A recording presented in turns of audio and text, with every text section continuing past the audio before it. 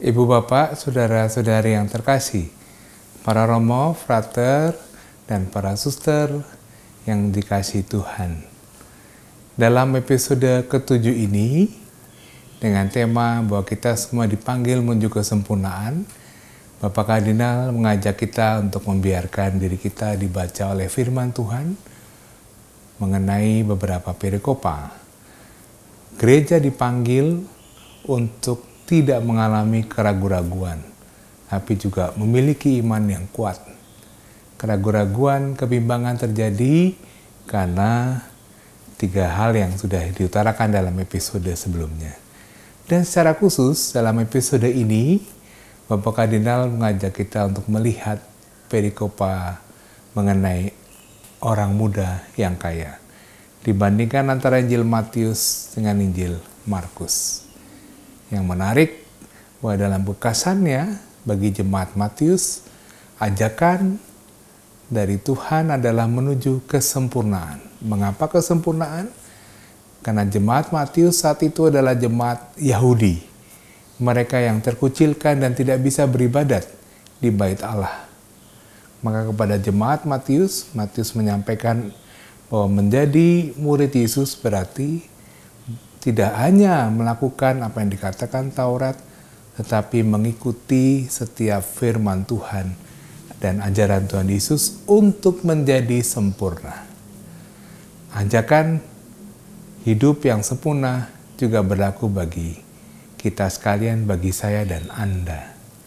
Karena itu mari kita mendengarkan, merenungkan, dan berdoa.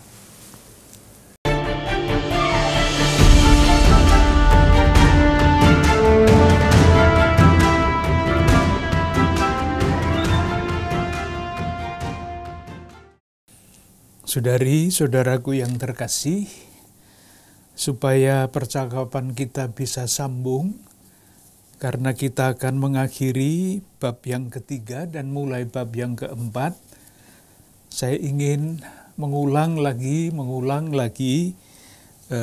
beberapa hal yang saya anggap penting. Yang pertama, kalau dalam jilid pertama Abdi Karunia Tuhan, kita belajar mengenai pengantar kitab suci untuk ilmu tafsir. Pada jilid yang kedua ini, pada dasarnya kita ingin membiarkan hidup kita dan hidup gereja ditafsirkan atau dibaca oleh firman. Jadi kita berkaca pada firman Tuhan, dan yang sedang kita ambil adalah Injil Matius. Ketika kita bicara di dalam bab yang pertama, intinya satu kalimat, di hadapan Kristus yang bangkit dan berkuasa, gereja, bisa gereja besar, bisa gereja kecil, artinya kita mempunyai sikap yang mendua. Sebagian menyembah, sebagian ragu-ragu. Itu bab 1. Kemudian pada bab 2, sikap mendua itu juga tercermin di dalam sikap gereja, sekali lagi gereja kecil secara keseluruhan, dan gereja besar secara keseluruhan, dan gereja kecil yang adalah kita, di dalam pilihan-pilihan hidup kita. Yesus sudah menyatakan diri, mengidentifikasikan diri dengan orang miskin. Matius bab 25. Tetapi ketika kita berhadapan dengan orang miskin, berjumpa dengan orang miskin, sebagian sadar bahwa orang miskin itu adalah wajah kehadiran Kristus, maka membantu. Tetapi sebagian juga tidak, karena tidak mengenal Kristus di dalam diri saudari-saudara kita yang kurang beruntung. Sehingga pilihan-pilihan hidupnya juga berbeda. Nah, pada bab 3 yang akan kita akhiri, kita bicara atau kita bertanya, mengapa di dalam diri kita ada sikap mendua? Mengapa meskipun Kristus sudah menyatakan diri, mengidentifikasikan diri dengan orang miskin, tetap saja kita tidak mengenal dalam diri saudari-saudara kita yang kurang beruntung itu wajah Kristus. Nah, kita mencoba memberikan jawaban terhadap pertanyaan ini dengan mengutip beberapa teks. Teks yang pertama ketika Yesus mengutuk pohon ara. Lalu kesimpulannya ya hidup kita atau hidup gereja. Kalau saya omong gereja itu bisa gereja besar, bisa gereja kecil yang adalah kita. Terlalu banyak daunnya tetapi tidak ada buahnya. Apapun itu artinya. Alasan yang kedua, hidup gereja dilandaskan pada dasar yang tidak kokoh. Dilandaskan pada pasir. Dan yang ketiga, karena iman yang kita pegang, kita yakini, semestinya kan masuk di dalam batin, tetapi nyatanya hanya baru tinggal di dalam rumusan, belum di dalam kehidupan. Waktu itu saya menggunakan kata-kata ini, mengucapkan syahadat iman itu gampang, tetapi menghayati hidup Kristiani itu tidak gampang.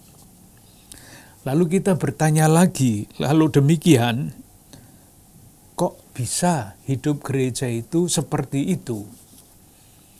Kita mencoba juga mencari jawabannya di dalam beberapa teks.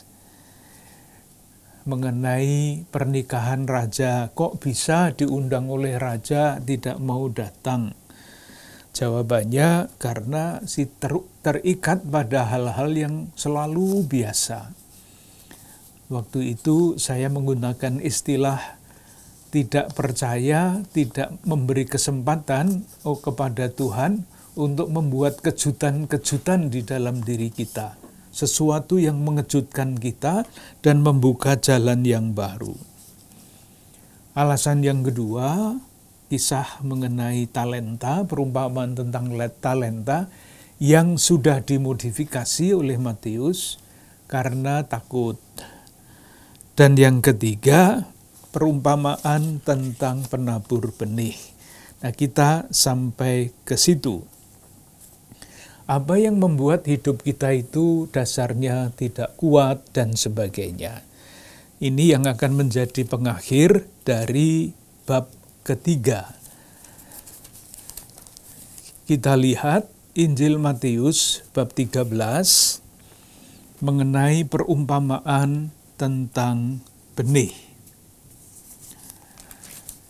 Itu bab 13 ayat 1 sampai 23 perumpamaan dan penjelasannya. Yang kita pilih adalah ayat 22. Mengapa hidup kita, hidup gereja tidak dilandaskan pada dasar yang kokoh? Nah, pada ayat 22 dikatakan begini, yang ditaburkan di tengah semak duri ialah orang yang mendengar firman itu, lalu kekhawatiran dunia ini dan tipu daya kekayaan menghimpit firman itu sehingga tidak berbuah. Ada dua hal yang disebut di sana, kekhawatiran dunia. Apa yang dimaksud dengan kekhawatiran dunia di dalam Injil Matius? Tentu penjelasannya bisa bermacam-macam. Salah satu penjelasan yang diberikan oleh Matius sendiri, kita temukan pada bab 6 ayat 25 sampai 34. Khotbah di bukit yang berbicara mengenai hal kekhawatiran. Saya baca ayat 25, karena itu aku berkata kepadamu, janganlah khawatir akan hidupmu, akan apa yang hendak kamu makan atau minum. Janganlah khawatir pula akan tubuhmu, akan apa yang hendak kamu pakai. Lalu diberi contoh, misalnya ayat 26, pandanglah burung-burung di langit yang tidak menabur dan tidak menuai dan tidak mengumpulkan bekal dalam lumbung, namun diberi makan oleh Bapamu di surga. Jadi kita diberi, atau gereja diberi nasihat untuk tidak khawatir.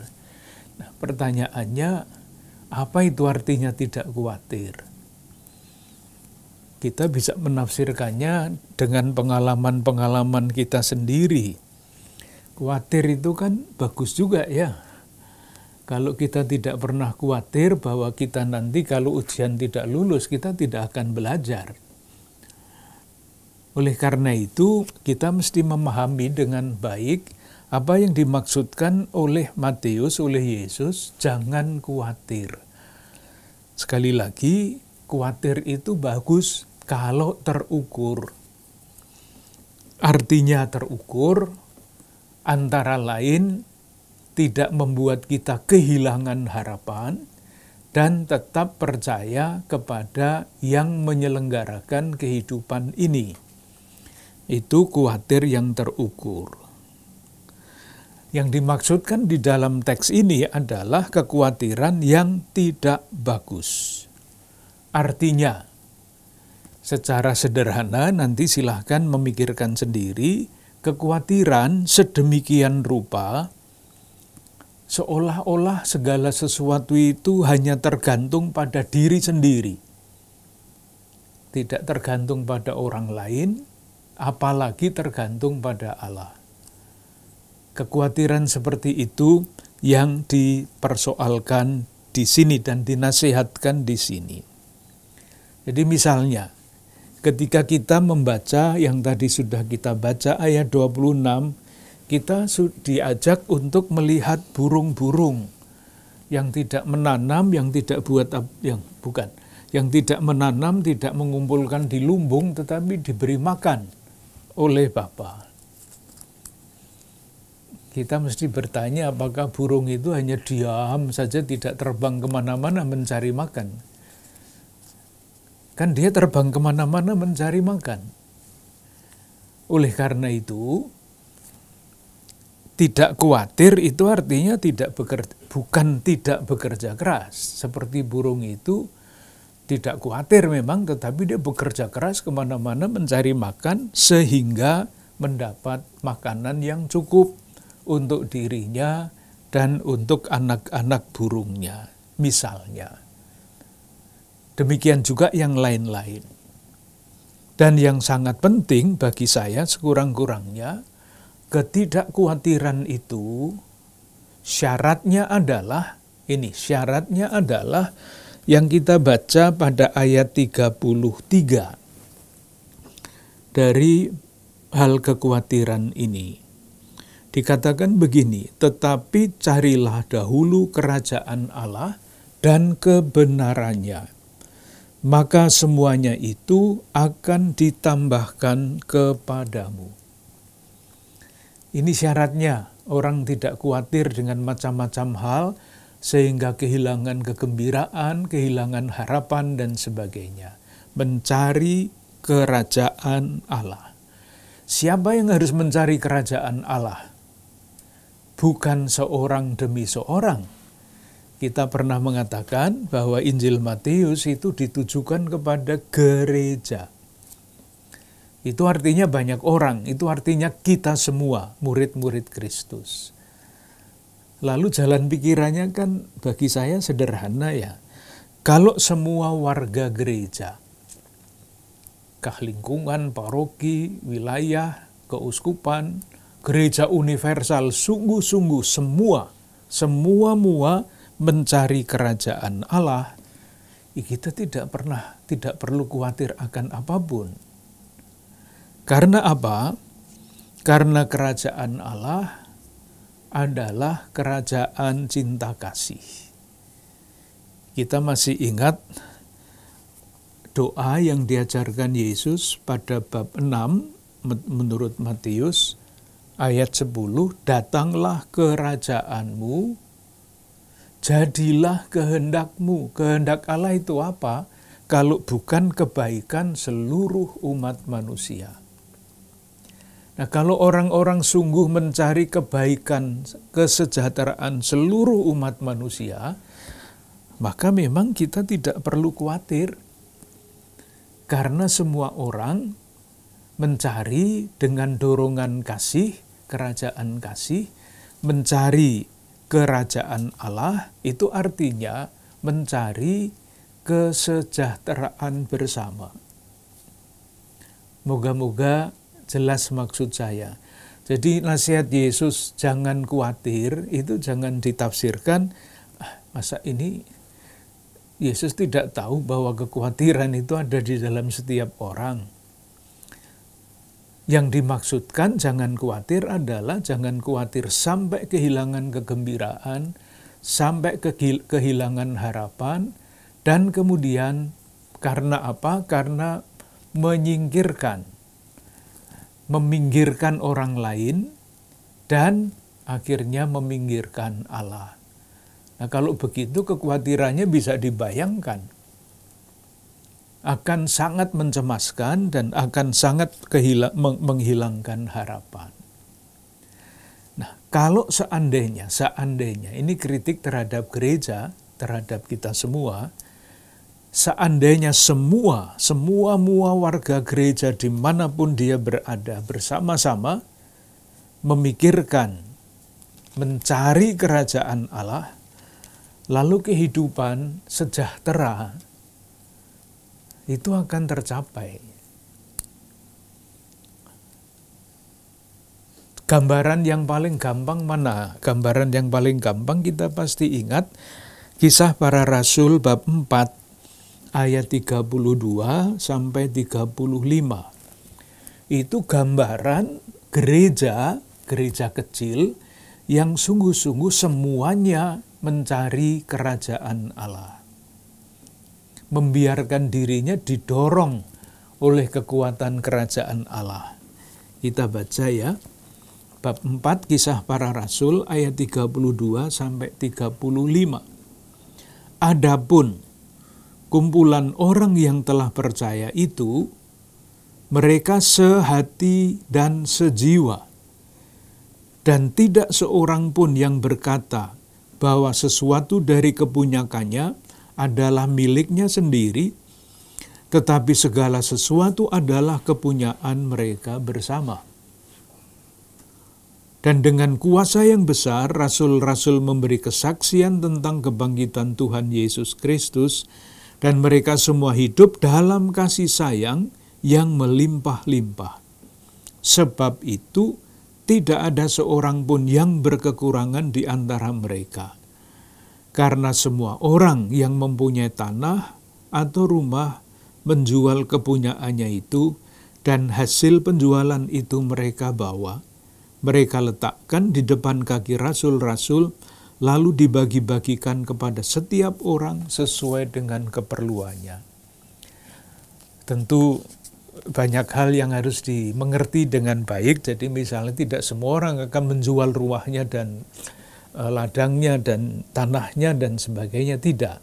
Tetapi intinya adalah orang mencari semua, artinya gereja, mencari kerajaan Allah, kerajaan damai dan sejahtera, dan sikap-sikapnya disesuaikan dengan dorongan kasih itu. Moga-moga maksudnya jelas, jadi khawatir itu ada yang baik, tetapi ada yang jelek. Kalau kita hanya memikirkan diri sendiri, melupakan orang lain, melupakan Tuhan Allah. Lalu yang kedua adalah tipu daya kekayaan. Apa itu yang dimaksudkan? Tipu daya kekayaan. Kita kembali saja, daripada mengarang sendiri jawabannya, kita cari di dalam Injil Matius apakah ada nasihat mengenai kekayaan itu. Ada. Sama di dalam Sabda Bahagia, Injil Matius bab 6, ayat 19 sampai 24, hal mengumpulkan harta.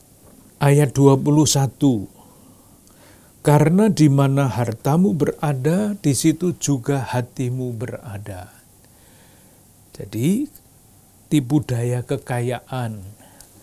Kekayaan itu tidak hanya menipu, tetapi juga membuat sejahtera. Tergantung dari pandangan kita, sikap kita terhadap kekayaan. Yang penting di situ dikatakan, karena di mana hartamu berada, di situ hatimu berada. Harta itu bisa kekayaan, uang.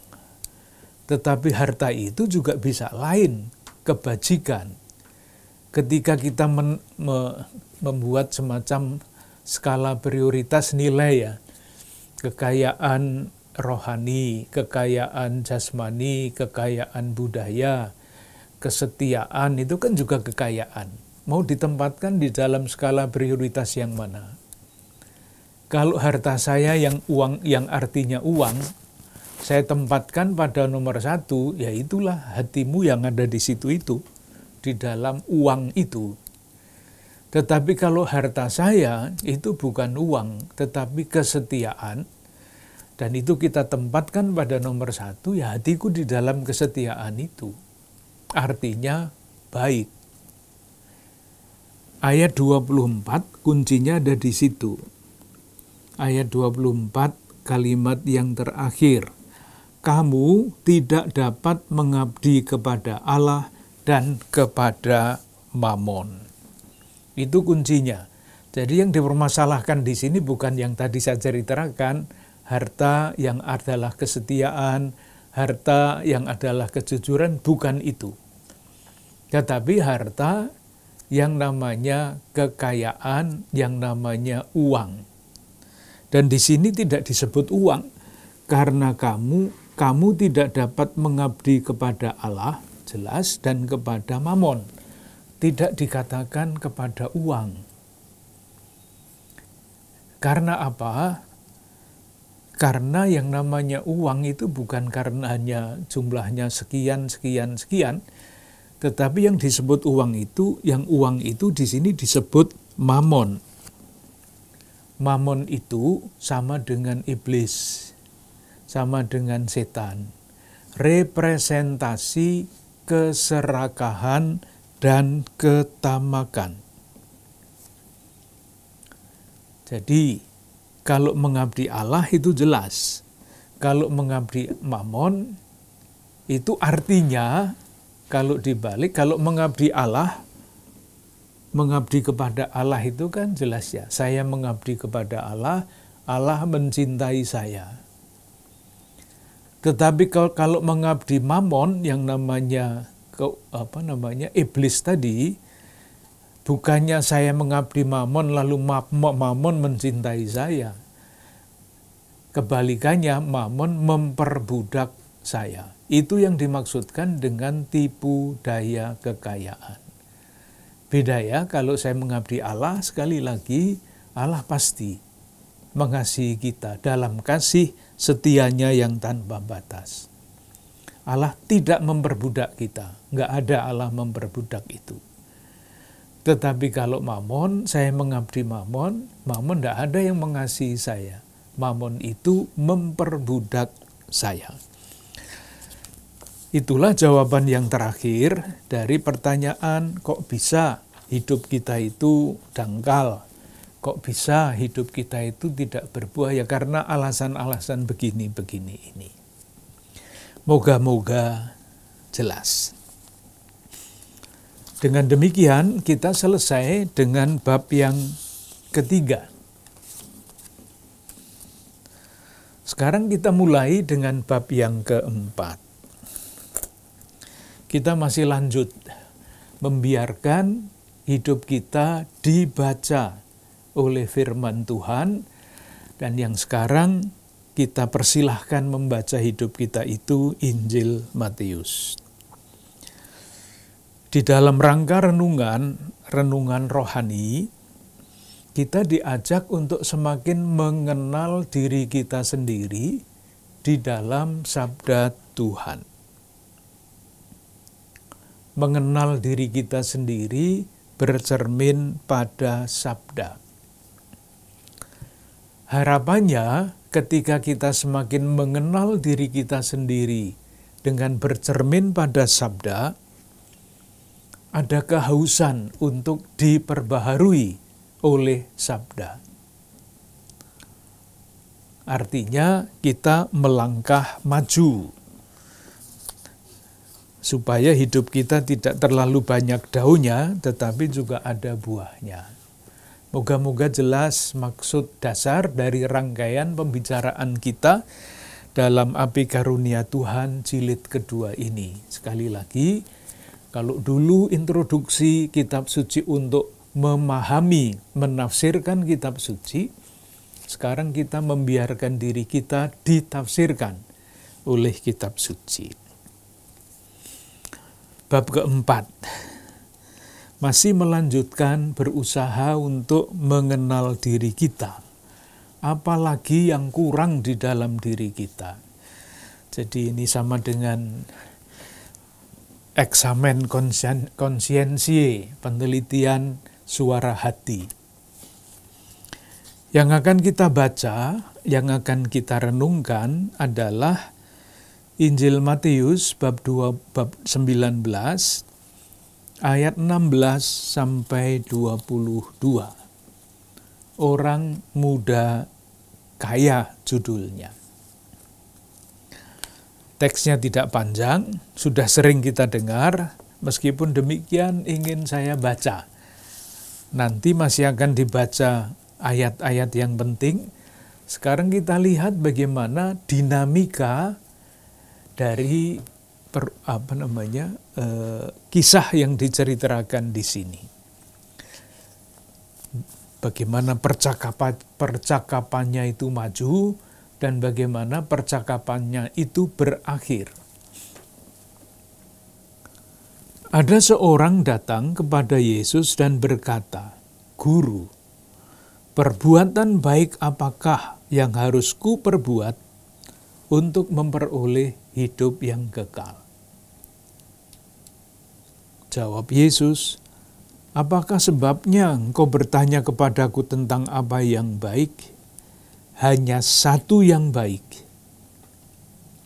Perhatikan teksnya, satu itu di dalam teks bahasa Indonesia, S-nya huruf kapital. Bukan satu, tetapi satu huruf kapital. Tetapi jikalau engkau ingin masuk ke dalam hidup, perhatikan, tadi kan pertanyaannya memperoleh hidup kekal. Yesus menjawabnya tidak memakai kata yang sama. Ia menggunakan kata yang berbeda. Jikalau engkau ingin masuk ke dalam hidup, turutilah segala perintah Allah. Percakapan ini sudah mempunyai arti yang sangat kaya. Kata orang itu kepadanya, "Perintah yang mana?" Kata Yesus, "Jangan membunuh, jangan berzina, jangan mencuri, jangan mengucapkan saksi dusta, jangan mengucapkan saksi, hormatilah ayahmu dan ibumu, kasihanilah sesamamu manusia seperti dirimu sendiri." Kata orang muda itu kepadanya, "Semuanya itu telah kuturuti. Apalagi yang masih kurang?"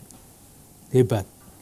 Kata Yesus kepadanya, "Jikalau engkau hendak sempurna, pergilah, jualah segala milikmu, berikanlah itu kepada orang miskin, maka engkau akan beroleh harta di surga. Kemudian datanglah kemari dan ikutlah aku." Ketika orang muda itu mendengar perkataan itu, pergilah ia dengan sedih sebab banyak hartanya.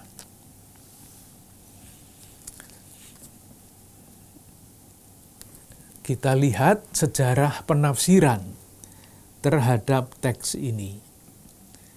Sejarah penting supaya nanti kalau sejarahnya itu keliru bisa dibetulkan. Kalau tidak pernah dilihat, yang keliru itu mungkin akan keliru terus. Di dalam sejarah sampai tahap tertentu di dalam sejarah gereja, kisah ini dipakai sebagai dasar untuk membedakan dua macam panggilan. panggilan umum dan panggilan khusus. Panggilan hidup religius. Jadi panggilan itu di dalam gereja pernah diyakini sebagai berikut. Ada panggilan imam awam yang adalah panggilan umum, ada panggilan khusus untuk kaum religius yang bergaul kemiskinan. Ini kan soal kemiskinan, hartanya banyak, dia tidak bisa meninggalkan hartanya, jadi tidak cocok untuk hidup religius. Maksudnya seperti itu.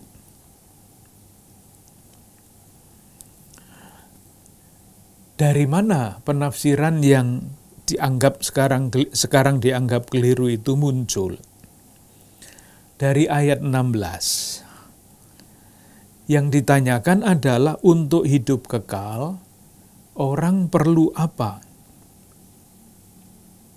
Itu kan ayat 16, orang itu bertanya, apa yang perbuatan baik apakah yang harus ku perbuat untuk memperoleh hidup kekal? Jawabannya adalah ada pada ayat selanjutnya 17. 18 sampai 20. Itu adalah bagian kedua dari 10 perintah Allah. Nah, sesudah orang itu mengatakan semuanya sudah kulakukan, apa yang kurang? Lalu ayat 21, jikalau engkau hendak sempurna, pergilah, jualah segala milikmu, berikanlah itu kepada orang miskin, dan selanjutnya. Jadi ada dua tahap, dua tingkat hidup, dua tingkat kehidupan. Yang pertama adalah sekedar orang yang sekedar mencari hidup kekal, itu untuk kaum awam. Dan yang kedua adalah orang yang mencari kesempurnaan dengan mengucapkan kaul kemiskinan. Itulah untuk kaum religius. Ada dua jalan yang ditempuh. Jalan yang pertama melaksanakan hukum supaya memperoleh hidup kekal. Dan jalan yang kedua adalah melangkah lebih jauh dengan hidup menurut nasihat Injil. Ini dasar untuk kaul kemiskinan. Moga-moga jelas. Maksud saya dalam sejarah ada pembedaan seperti itu. Dalam sejarah gereja.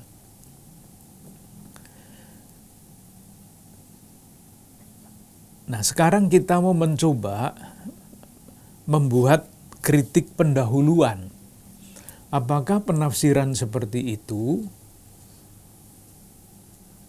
secara ilmu tafsir sesuai dengan maksud Matius apa tidak? Caranya bagaimana? Jadi sesuai dengan maksud penulis Injil ini apa tidak? Nanti kalau saya mengatakan salah, saya salah. Tetapi sesuai dengan maksud Matius apa tidak? Menurut ilmu tafsir. Salah satu jawabannya adalah mari kita bandingkan kisah ini dengan kisah yang sejenis, mirip, sejajar yang terdapat di dalam Injil Markus. Nah, itu terdapat pada bab 10 ayat 17 sampai 22, maaf. Markus bab 10 ayat 17 sampai 22. Kalau kita membaca kisah yang sejajar di dalam Injil Markus, yang namanya kata sempurna itu tidak ada. Jadi yang dipersoalkan atau yang ditanyakan oleh orang itu hanya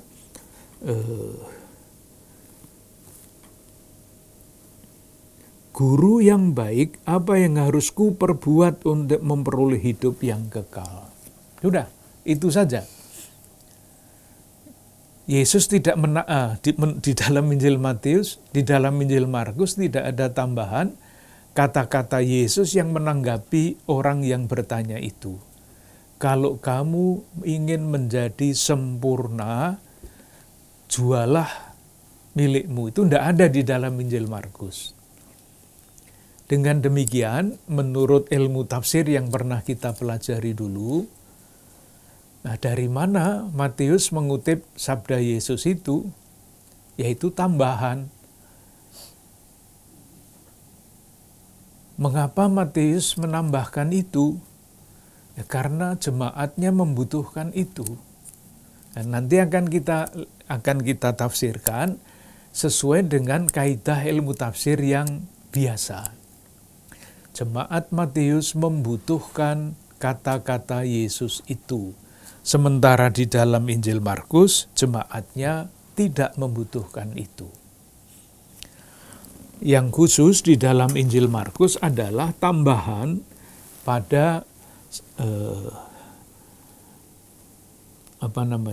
pada aturan-aturan hukum yang dituntut. Pada ayat 21 bab 10,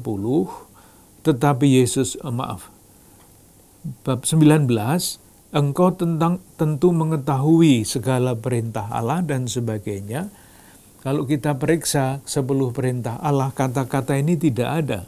Jangan mengurangi hak orang. Ini tambahan di dalam Injil Markus. Karena rupa-rupanya orang kaya yang diceritakan di sini ini tidak sadar bahwa kekayaannya itu dia dapat dengan cara mengambil hak orang. Maka ditambahkan di situ. Tapi itu soal lain lagi. Demikian juga di dalam Injil Lukas. Tidak ada dua level. Yang level pertama untuk hidup kekal dan level kedua untuk sempurna. Tidak ada. Yang ada hanya Matius. Nah, kesimpulannya adalah menurut pendekatan ilmu tafsir, yang disiplin ilmu tafsir tidak menghubung-hubungkan dengan kehidupan gereja jauh sesudah Matius menulis Injilnya, maka kisah mengenai orang kaya yang sukar masuk kerajaan surga ini harus ditafsirkan secara baru. Maksudnya, yang dipanggil untuk menuju kesempurnaan itu bukan hanya orang-orang yang bergaul kemiskinan, sebagaimana diyakini zaman dulu, tetapi semua orang yang diberi janji hidup kekal, itu semua orang. Yang dipanggil menuju kesempurnaan itu adalah semua orang. Dasarnya bagaimana? Nah, sekarang kita sampai pada memahami Injil Matius dengan latar belakang sejarahnya. Jadi tidak mengikuti tafsiran yang tadi biasa, tetapi kita mengikuti sejarah dengan melihat, bertanya, mengapa Matius menurut Matius, Yesus menuntut menjadi sempurna atau menambahkan menjadi sempurna. Moga-moga pertanyaannya jelas. Jadi mengapa di dalam Injil Matius Yesus berkata, kalau kamu hendak sempurna. Nah, kita menjawabnya begini. Beberapa langkah. Ketika kita mempelajari secara umum Injil Matius, kita mengatakan bahwa jemaat Matius, artinya jemaat yang menjadi alamat Injil Matius adalah orang-orang Yahudi. Bukan yang lain. Orang-orang Yahudi itu tujuan yang sangat khusus. Kita juga masih ingat orang-orang Yahudi yang percaya kepada Yesus itu dikucilkan. Kisah yang dulu pernah kita baca adalah Injil Yohanes bab 9 ayat 22. Dikatakan begini, orang tuanya berkata demikian karena mereka takut kepada orang-orang Yahudi. Nah sekarang, sebab orang-orang Yahudi itu telah sepakat bahwa setiap orang yang mengaku dia sebagai Mesias akan dikucilkan. Jemaat Matius adalah orang-orang Yahudi. Dan orang-orang Yahudi yang percaya kepada Kristus dikucilkan dari lingkungan keyahudian. Caranya mengucilkan bagaimana? Dengan mengusir dari tempat ibadah. Bab yang sama, Injil Yohanes bab 9 ayat 34. Jawab mereka, engkau ini lahir sama sekali dalam dosa, dan engkau hendak mengajar kami, lalu mereka mengusir dia keluar. Itu situasi orang-orang Yahudi zaman Matius yang percaya kepada Yesus sebagai Mesias. Satu, langkah pertama. Nah, orang-orang yang dikucilkan, orang-orang yang diusir dari tempat ibadah itu tentu bertanya. Ini penting untuk memahami dengan baik kisah ini. Kalau demikian, apa hubungan antara tradisi Yahudi, gampangnya hukum Taurat, yang telah membentuk orang-orang ini sejak lama dalam sejarah yang panjang, dengan Yesus yang baru saja mereka yakini, mereka percaya. Moga-moga pertanyaannya jelas. Orang-orang Yahudi itu dididik di dalam Taurat, mereka mengakui Yesus, dikucilkan, diusir dari rumah ibadat. Mereka bertanya, lah kalau begitu, apa hubungan antara Taurat yang sudah membentuk hidup kami sekian lama sejak nenek moyang kami sampai sekarang dengan Yesus yang kami percaya itu? Apakah Taurat kalau demikian harus dibuang? Pertanyaan kan? Apakah adat istiadat yang lama harus dibuang? Jawabannya tidak. Tetapi Yesus menyempurnakan hukum Taurat itu. Itu latar belakang yang ada di balik kalimat jawaban Yesus pada ayat 21 bab 19. Jikalau engkau tidak sempurna, dan selanjutnya sempurna. Yang tadi itu kan menjalankan hukum Taurat. Yang ditawarkan Yesus yang baru adalah sempurna. Bukan sekedar menjalankan hukum Taurat, tetapi menjadi sempurna.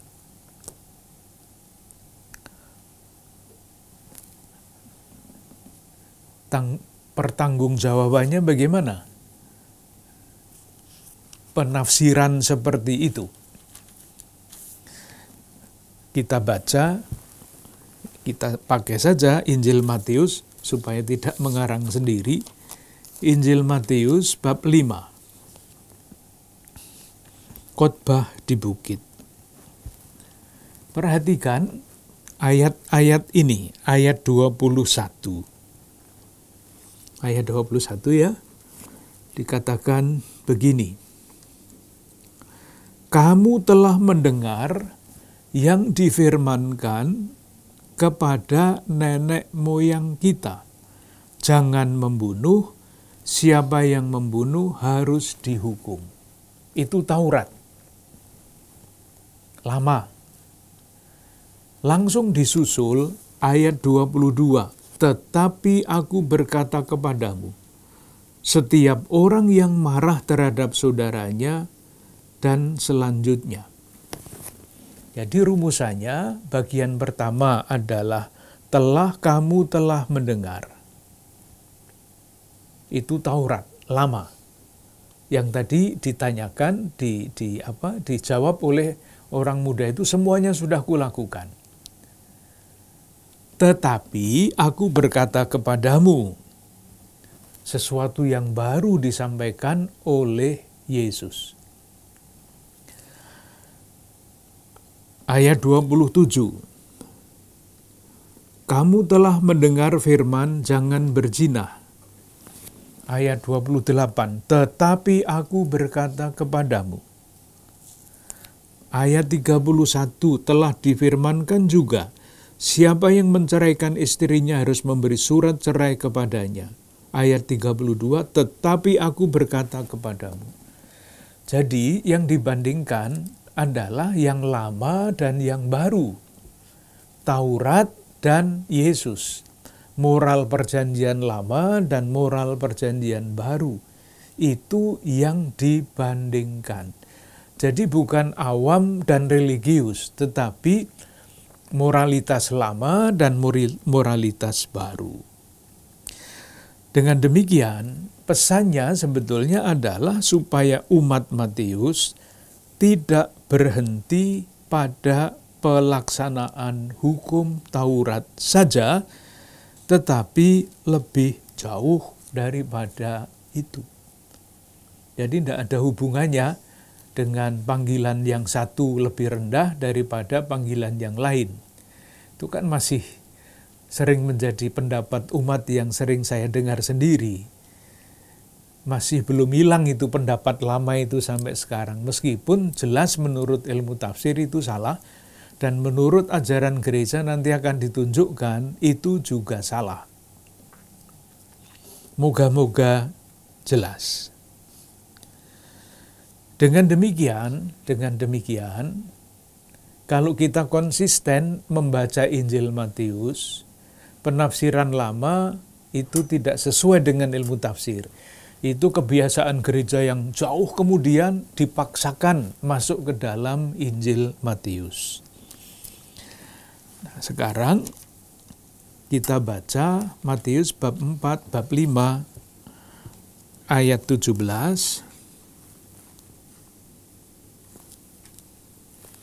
Ini kuncinya. Tadi kan pertanyaannya, apakah kami yang dikucilkan karena percaya kepada Yesus, itu masih Yahudi apa enggak? Masih harus taat kepada hukum Taurat apa enggak? Jawabannya di sini, ayat 17. Janganlah kamu menyangka bahwa aku datang untuk meniadakan hukum Taurat atau kitab para nabi. Tadi kan masih dilaksanakan semua dan itu bagus. Tetapi aku datang bukan untuk meniadakannya, melainkan untuk menggenapinya. Jadi yang sempurna tadi adalah penggenapan terhadap aturan-aturan hukum. Atau ayat 20. Maka aku berkata kepadamu, bab 5 ayat 20 maksud saya, jika hidup keagamaanmu tidak lebih benar daripada hidup keagamaan ahli-ahli Taurat dan orang-orang Farisi, sesungguhnya kamu tidak akan masuk ke dalam kerajaan surga. Moga-moga ini menjadi semakin jelas. Moga-moga nanti kalau tidak jelas diulang-ulang lagi. Dengan demikian, ini menjawab pertanyaan masalah yang muncul di dalam jemaat Matius zaman itu. Kalau mau hidup sempurna sebagai murid-murid Yesus, jangan hanya melakukan hukum Taurat, tetapi mengikuti moral baru yang diajarkan oleh Yesus. Itulah pula sebabnya sabda bahagia ini di dalam Injil Matius disebut khotbah di bukit. Padahal tidak ada bukit di sana, tetapi harus ada bukit. Yesus harus bersabda di bukit. Karena apa? Karena dulu Taurat itu diberikan kepada Musa di Gunung Sinai. Kalau Yesus tidak mengucapkannya perintah baru ini di bukit, ya tidak sejajar dengan Musa. Oleh karena itu dikatakan bahwa ada Yesus ini mengucapkan khotbahnya di bukit. Bab 5 ayat 1. Ketika Yesus melihat orang banyak itu, naiklah ia ke bukit. Supaya ajaran Yesus yang baru itu sejajar atau jauh lebih tinggi daripada yang diajarkan Musa di Gunung Sinai. Kalau kita membaca Injil Lukas, sabda bahagia di dalam Injil Lukas itu Yesus tidak naik ke bukit, Yesus tetap saja di lapangan, di dataran, karena tidak ada masalah menyejajarkan hukum Musa dengan ajaran-ajaran Yesus yang baru. Dengan demikian, kisah mengenai orang yang bertanya ini yang diceritakan di dalam Injil Matius bab 19 ayat 16-22, ini adalah kepenuhan dari perintah Yesus pada bab 5 ayat 48. Karena itu haruslah kamu sempurna sama seperti Bapamu yang di surga adalah sempurna. Moga-moga ini jelas. Jadi bagaimana kesimpulannya? Panggilan kesempurnaan yang ada di balik Matius bab 19 ayat 16-22 adalah panggilan untuk semua orang. Jadi tidak ada diskriminasi panggilan di dalam hidup gereja. Tidak ada. Semua dipanggil menuju kesempurnaan. Prinsipnya ada pada bab 5 ayat 48. Hendaklah kamu sempurna seperti Bapamu di surga sempurna. Contohnya adalah kisah ini. Kisah orang yang kaya, yang dipanggil untuk menjadi sempurna. Dalam kasus kisah ini, yang menghambat kesempurnaan adalah kekayaan. Tetapi masih banyak yang lain yang bisa menghambat kesempurnaan, jalan menuju kesempurnaan itu. Mau dilihat salah satu contoh lain, misalnya bab 8 Injil Matius, bab 21 ayat 22. Seorang lain, yaitu salah seorang, mungkin lebih baik dari ini ya, dari ayat 18, hal mengikut Yesus. Datanglah seorang ahli Taurat dan berkata kepadanya, Guru, aku akan mengikut engkau, kemana saja engkau pergi. Yesus berkata kepadanya, serigala mempunyai liang, burung mempunyai sarang, tetapi anak manusia tidak mempunyai tempat untuk meletakkan kepalanya. Tetap mau ikut apa enggak? Tidak, karena tidak mau meninggalkan yang statusnya itu. Kemudian, seorang lain, yaitu salah seorang muridnya berkata kepadanya, Tuhan, izinkanlah aku pergi dahulu menguburkan ayahku. Tetapi Yesus berkata kepadanya, ikutlah aku dan biarlah orang-orang mati menguburkan orang-orang mati mereka. Ekstrim jawabannya, tetapi silahkan memperhatikan gaya bahasa yang tidak bisa dimengerti, yang tidak boleh dimengerti dengan cara berpikir kita. Ini meninggalkan sama dengan meninggalkan kekayaan yang menjadi jaminan hidupnya supaya menjadi sempurna. Yang lain, urusan-urusan lain yang membuat mereka tidak bisa mengikuti Yesus. Nah, itulah yang tadi saya katakan, itulah ajaran gereja sekarang. Jadi, membeda-bedakan panggilan menuju kesempurnaan yang pernah ada di dalam sejarah gereja itu keliru. Semua orang, murid-murid Yesus dipanggil menuju kesempurnaan. Saya baca ajaran gereja yang dari Konsili Vatikan kedua mengatakan apa? Konstitusi dogmatis tentang gereja nomor 40. Jadi, bagi semua jelaslah bahwa semua orang Kristiani, semua, bagaimanapun status atau corak hidup mereka, dipanggil untuk mencapai kepenuhan hidup Kristiani dan kesempurnaan kasih. Itu nomor 40. Lalu nomor 11, semua orang beriman dalam keadaan dan status manapun juga dipanggil oleh Tuhan untuk menuju kesucian yang sempurna, seperti Bapa sendiri sempurna, masing-masing melalui jalannya sendiri. Moga-moga jelas.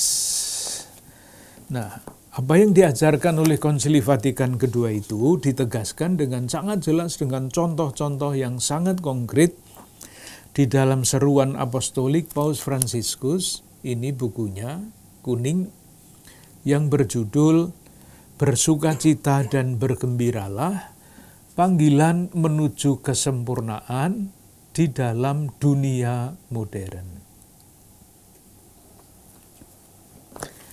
Kita berhenti di situ.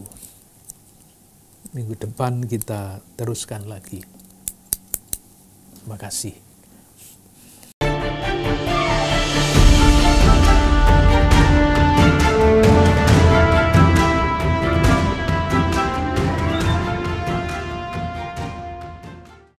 Saudari-saudara yang terkasih, melalui episode ini, gereja dipanggil untuk tidak hidup di dalam kekhawatiran, tapi dalam kepasrahan total kepada Tuhan.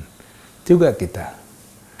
Dan kita ternyata juga dipanggil untuk hidup sempurna.